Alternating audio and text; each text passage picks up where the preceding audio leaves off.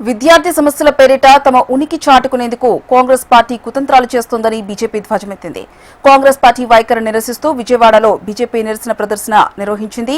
Neat పరీక్షల నిర్వహణలో లోపాలు జరగడంతో దేశవ్యాప్తంగా దాన్ని రద్దు చేసి తిరిగి నిర్వహించడం జరిగిందని, విద్యార్థులు లేకుండానే ప్రధాని ఇంటి ముట్టడికి ప్రయత్నించడం సిగ్గుచేటు అని ఆ పార్టీ నేతలు అంటున్నారు. విజయవాడ నుంచి బీజేపీ నిరసన కార్యక్రమానికి సంబంధించి మరింత సమాచారం మా ప్రతినిధి శ్యామ్ కుమార్ అందిస్తారు.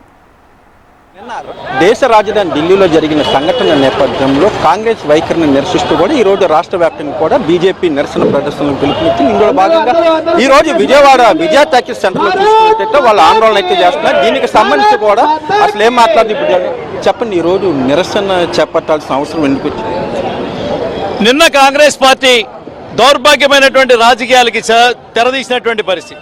రాహుల్ గాంధీ, ప్రియాంక తమను దేశంలో ఎవడో పట్టించుకోవట్లేదనేటువంటి పరిస్థితిలో విద్యార్థులకు సంబంధించినటువంటి అంశం ఏదో జరుగుతుందో, ధర్మేంద్ర ప్రధాన్ గారు చెప్పినటువంటి సంజయ్ తర్వాత నరేంద్ర మోడీ గారు కూడా ఈ దురదృష్టకరమైనటువంటి సంఘటన చెప్పిన తర్వాత ఇంకా ఆయన ఇంటి మీదకి వెళ్లాలనేటువంటి ఆక్రోశం, పగ, ద్వేషం ఏదైతే ఉందో కాంగ్రెస్ పార్టీ గుండెల నిండా రగులుతున్నటువంటి పరిస్థితి దేశంలో ప్రజలందరూ గమనిస్తూ ఉన్నారు. కాంగ్రెస్ పార్టీలో ఉన్నటువంటి రాహుల్ గాంధీకి దేశానికి ప్రధాని కావాలనేటువంటి తహతహ ఎక్కువైనటువంటి వాతావరణం, సోనియా గాంధీ యొక్క ఆశీస్సులు లేనటువంటి పరిస్థితి, దేశ ప్రజలు ఎక్కడ కూడా గెలిపించినటువంటి పరిస్థితి, కేవలం దేశంలో 3 రాష్ట్రాలు పెరుగుతున్నటువంటి కాంగ్రెస్ పార్టీ తన ఉనికి చాటుకోవడం కోసం అనేక అబద్ధాల ప్రక్రియగా చివరికి ఆఖరి పోరాటంగా వాళ్ళు నరేంద్ర మోడీ గారి ఇంటి ముందుకు రావడానికి, ధర్నా చేయడానికి తెగబడింది.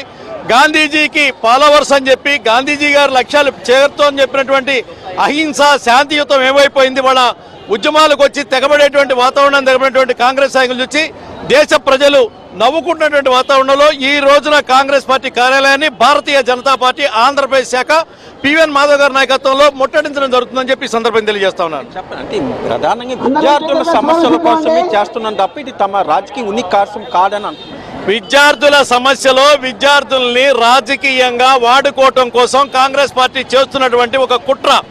విద్యార్థులు ఎవరు కూడా నిన్న జరిగినటువంటి దాంట్లో పోలీసులను కొట్టే దాంట్లో కానీ, వాహనాలు ధ్వంసం చేసే దాంట్లో కానీ, పాటలు పాడే దాంట్లో కానీ, వచ్చినటువంటి మైనర్ బాలికలు కానీ, తీసుకొచ్చినటువంటి జనం కానీ ఎవరు కూడా ఈ విద్యార్థి నీటి పరీక్ష సంబంధించినటువంటి లేదు. నీటి పరీక్ష రద్దు అయింది, దాని మీద దర్యాప్తు అయింది, దాని తర్వాత మళ్ళీ ఎగ్జామ్ అయింది. నీటి పరీక్ష అందరూ కూడా రాశారు. దేశంలో నీటి రాయాల్సిన విద్యార్థులందరూ కూడా తమ ఫలితం చూసుకుంటా ఉన్నారు. ఏదైతే ఆ ఒక విషయాన్ని తీసుకొని రాజకీయం చేసి లబ్ధి పొందాలని చేసినట్టు కాంగ్రెస్ పార్టీ బొక్కబోరలో పడేటువంటి పరిస్థితి ఉందని ఈ సందర్భంగా తెలియజేస్తా ఉన్నాను. మొత్తం మీద చూసుకుంటే ప్రధానంగా ఈ ఏదైతే విద్యార్థి సమస్యల కోసం ఏదైతే ఉందో ఈ రోజు మాత్రం కాంగ్రెస్ కార్యాలయాన్ని ముట్టడిస్తామనేది కూడా బీజేపీ వర్గాలు హెచ్చరిస్తుంది. Camera person Teja Shyam.